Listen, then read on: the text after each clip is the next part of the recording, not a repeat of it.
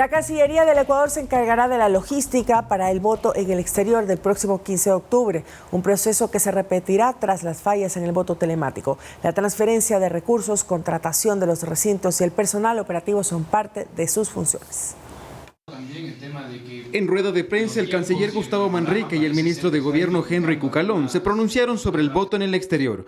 Allí pusieron en claro que cuando se trata de votos presenciales, la única función de la Cancillería es la comunicación y difusión del proceso electoral, además de la logística. Transferencias de recursos, alquileres de recintos, autorizaciones de las autoridades respectivas en cada ciudad de los 40 países, organizar las juntas receptoras del voto. Recordemos que el padrón electoral en el exterior consta de 409.250 ecuatorianos, de los cuales el pasado 20 de agosto a través del voto telemático únicamente se lograron inscribir a 123.000 personas y de esas apenas votaron 51.643, es decir, apenas del 41.7%. Por ello, se decidió repetir la votación en el exterior, jornada que se desarrollará el próximo 15 de octubre. El Consejo Nacional Electoral el encargado del proceso en sí.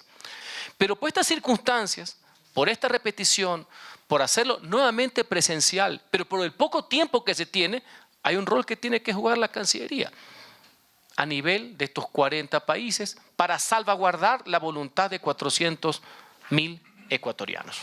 Para la logística se ha designado un presupuesto de $1.977.000. 101 zonas electorales, 59 de aquellas requieren locales externos. Esos locales externos requieren un contrato, requieren una negociación, requieren unos anticipos. Para el voto presencial en el exterior se requiere la contratación de 1.700 ecuatorianos que estarán en las juntas receptoras del voto. Ya tenemos ubicada a 1.400 personas de las 1.700, pero se contratarán una vez que hayamos transferido los recursos al exterior. Sin embargo, dicen que existe una dificultad con Venezuela, Nicaragua y Rusia, pues existen limitaciones para la transferencia de divisas. Edison Saavedra, Noticias 7. El juez destituido de la Corte Nacional de Justicia, Walter Macías, alertó sobre una supuesta persecución en su contra que se estaría llevando a cabo por intereses de los procesados en el caso Las Torres. Hoy, tenemos la información de inmediato. Este 14 de septiembre se instaló la audiencia para conocer la resolución de la jueza Marta Vimos respecto de la acción de protección interpuesta por el juez destituido de la Corte Nacional de Justicia, Walter Macías. Después de que se analizaron todas las pruebas del caso, la jueza ordenó la inmediata restitución a sus funciones. Disponiendo que de forma inmediata sea restituido a sus funciones de juez de la Corte Nacional de Justicia. Y solicitó a la Judicatura la cancelación de los haberes, es decir, de su salario, en el tiempo destituido. Un oficio a la Dirección de Talento Humano de la Judicatura para que pida al Ministerio de Trabajo levantar cualquier medida restrictiva. Ya más temprano, Macías era optimista. La expectativa es que en realidad se declare la vulneración de todos los derechos constitucionales y de forma inmediata se disponga el reintegro a mi cargo como juez de la Corte Nacional. Y alerta. En el momento en el que el Pleno del Consejo de la Judicatura, si la señora jueza me restituye hoy a mi cargo, intenta por lo menos suspenderme o destituirme, se comete el delito flagrante de obstrucción a la justicia. Así sea que se conecten de forma telemática o presencial, con el auxilio de la Policía Judicial, le conmino a que proceda con la aprehensión de los vocales del Consejo de la Judicatura y los lleve ante los jueces de la Corte Nacional para su procesamiento y su encarcelamiento. Lo dijo en una entrevista para Noticias 7 y además defendió su postura en torno a su destitución. Es inaceptable constitucional y legalmente que se destituya no solamente a un juez nacional, así sea el gestor de archivo o a cualquier servidor, únicamente con 2 votos por parte del Consejo de la Judicatura. Cree que hay personas a las que les interesa que no continúe fungiendo como juez. Actualmente, y lo digo con certeza, la estructura criminal del caso Las Torres, liderada por los señores Celi, también por el señor Pablo Flores Cueva y los demás sentenciados, ahora está atacando a la Administración de Justicia y sus partícipes están extendiendo su organización delictiva hacia el Consejo de la Judicatura. Andrea Orbe, Noticias 7. Bien, entonces, como ya lo hemos escuchado en la nota, la jueza finalmente aceptó esta acción de protección que había él interpuesto y pues se ha dispuesto que sea restituido a sus funciones de juez de la Corte Nacional de Justicia, aunque aún pues esta notificación, digamos, no llega ya a las instancias pertinentes. Ya se ha pedido que, por ejemplo, haya estas disculpas públicas que están también dentro de la resolución de la jueza. Walter Muñoz, el día de ayer, alrededor de las 4 de la tarde, ya fue a su despacho en la Corte Nacional de Justicia y además el Consejo de la Judicatura también emitió un comunicado asegurando que harán cumplir esta sentencia, esta resolución judicial y ha encargado a los departamentos técnicos que se encarguen de esto. Pero Walter Muñoz también en la noche, Walter Macías, perdón, en la noche él mencionaba que pues tiene ciertos cuestionamientos y reservas respecto a este pronunciamiento del Consejo de la Judicatura porque pues evidentemente todavía no se ejecutan las resoluciones que se tomaron ayer en la audiencia. Sí, hay ciertos puntos. Primero que todo, ya sabemos y se lo consultamos ayer, que hay estos intentos, dice él, de la Judicatura de buscar la manera de destituirlo y que inclusive podrían en los siguientes días venir nuevas acciones o denuncias que lo que hagan es suspender sus labores como juez.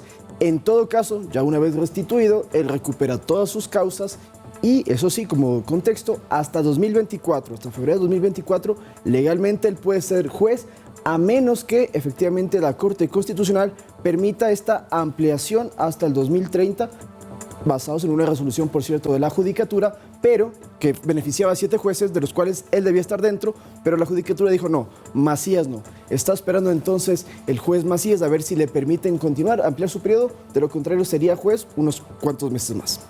En cuanto al concurso para elegir al nuevo Contralor General del Estado, les contamos que debía concluir el 10 de octubre. Fue suspendido por una medida cautelar dictada ahora por el juez Jorge Luis Medina de la Unidad Multicompetente de Bucay en la provincia del Guayas.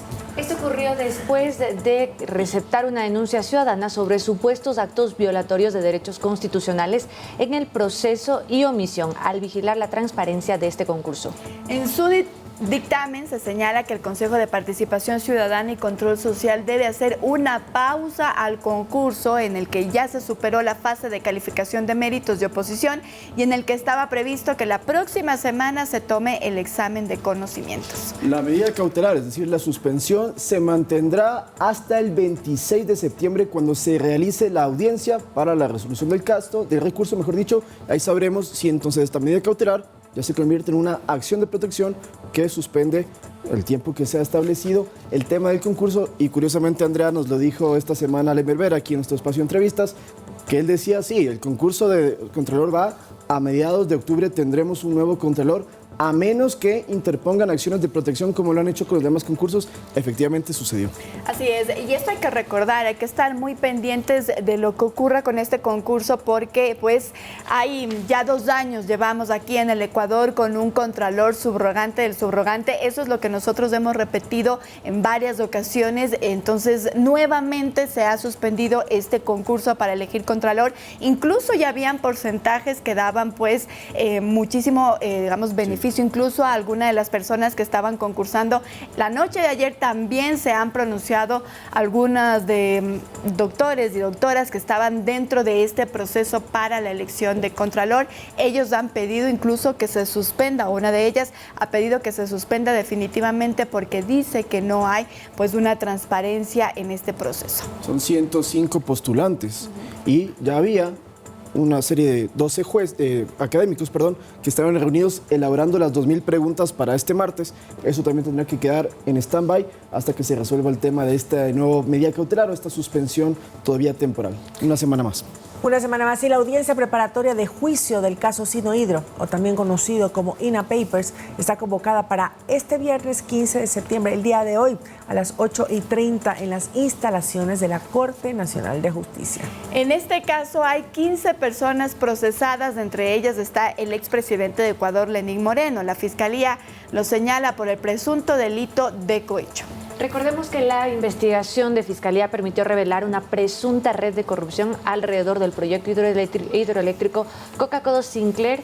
Esto habría operado desde el 2009 hasta el 2018 y aquí también se involucra a el expresidente Lenín Moreno, quien ha dicho que él desea volver al Ecuador, pero no puede justamente por este proceso. Claro, él está en Paraguay, recordemos que él trabaja, ya colabora al gobierno paraguayo como delegado de la OEA, y en su momento se trató de ponerle una medida de prisión preventiva si es que él no venía al país para presentarse cada mes. Lo cierto es que ya se le permite que él vaya al consulado, ahí se registre, y con eso hay que ver cómo continúa el proceso y podrían darle cárcel si es que efectivamente lo determina así la justicia.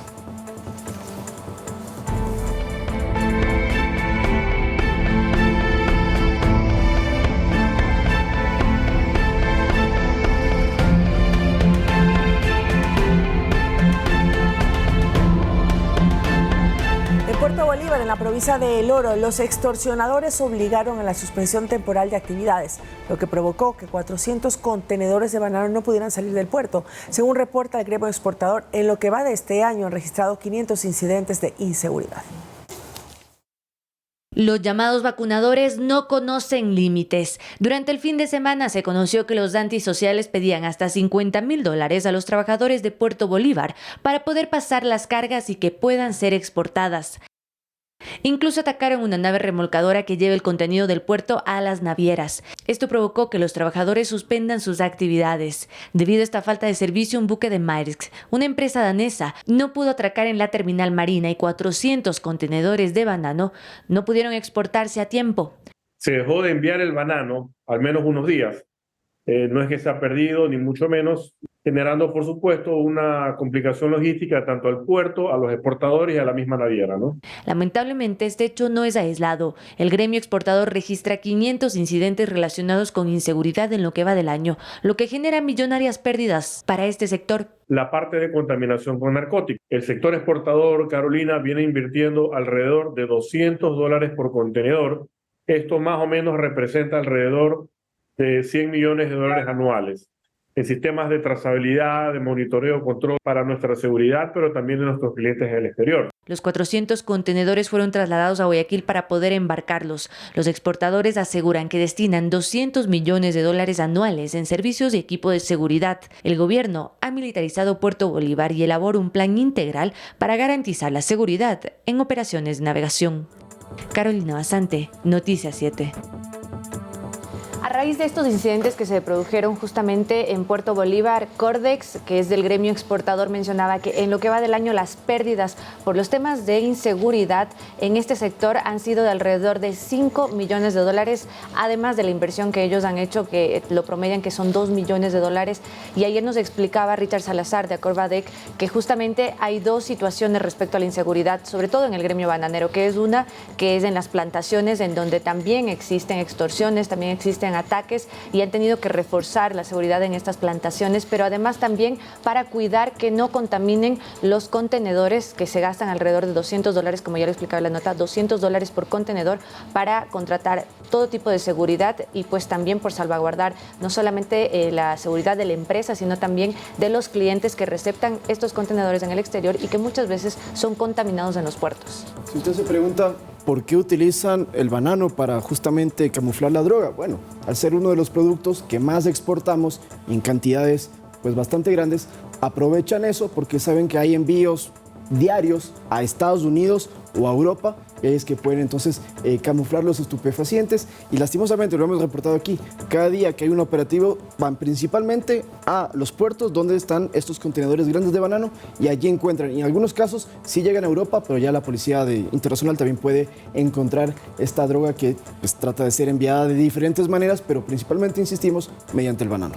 Así es, y no solo aumentan los denominados vacunadores en los puertos, sino también en locales comerciales en algunas ciudades y provincias del país. Precisamente hace poco pues se ha identificado que en el sector de Pascuales, esto en la provincia del Guayas, se ha detonado un explosivo en los exteriores de un local comercial. Ya ha dado un testimonio la propietaria de este negocio, ya ha dicho que pues se estaba pidiendo alrededor de $5,000 mensuales para que dieran esta, entre comillas, seguridad estos delincuentes, y es por eso que han puesto entonces un explosivo. Han destruido nuevamente un negocio que tenía como inversión alrededor de $30,000.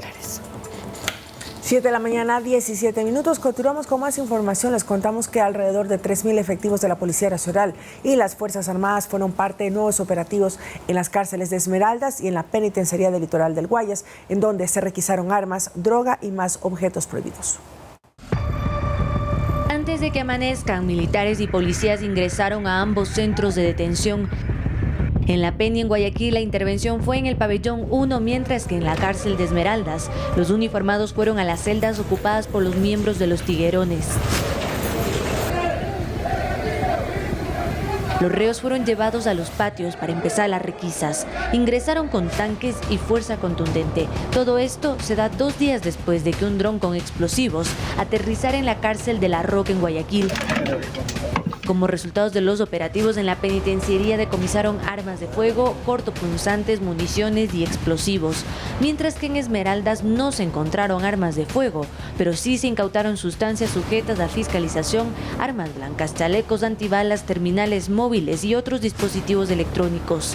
Además, en esta cárcel dominada por los tiguerones, los militares también borraron con pintura murales alusivos a ese grupo delictivo. Carolina Basante, Noticias 7.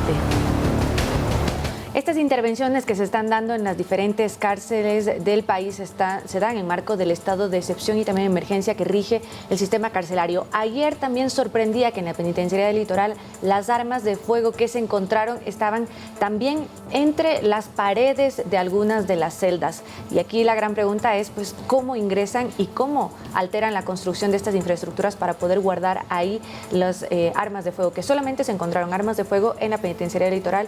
En la cárcel de Esmeraldas no, pero sí otro tipo de armas, como armas blancas, cuchillos y además también droga y dinero en efectivo. Por primera vez en los últimos operativos no se encontraron electrodomésticos, videojuegos, altoparlantes, televisores, etcétera, que sí se habían registrado tanto en el Inca como en otros pabellones de la penitenciaría del Litoral.